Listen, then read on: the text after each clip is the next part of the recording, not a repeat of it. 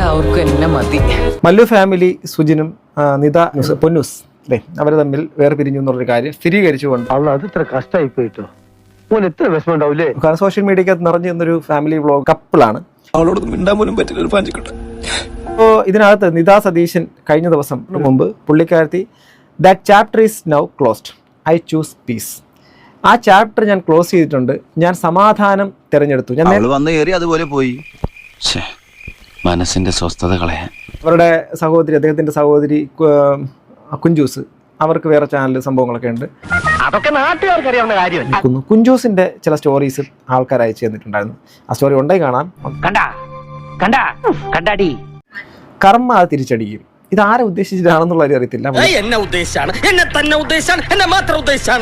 അല്ല പുള്ളിക്കാരത്തി ഇനി എന്ത് ഉദ്ദേശിച്ചിട്ടാണെന്നൊന്നും അറിയത്തില്ല. കർമ്മ അത് തിരിച്ചടിക്കും എന്നൊക്കെ പറഞ്ഞിട്ട് എന്റെ സ്വഭാവം അങ്ങനെ, ഞാൻ വെക്കുമ്പോ എല്ലാവർക്കും ഇട്ടൊന്ന് കൊള്ളും.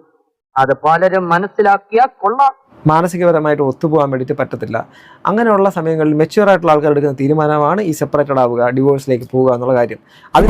അതിലൊരു ഫ്രീഡം വേണ്ടേ, ഒരു സ്പേസ് വേണ്ടേ, അല്ലെങ്കിൽ ബുദ്ധി പറഞ്ഞു കൊടുക്കാൻ അവൻ ആരെങ്കിലും വേണ്ടേ. അതിനകത്ത് അവർക്ക് കാരണങ്ങളുണ്ടാവാം, നമ്മളത് ചെയ്യേണ്ട കാര്യമില്ല.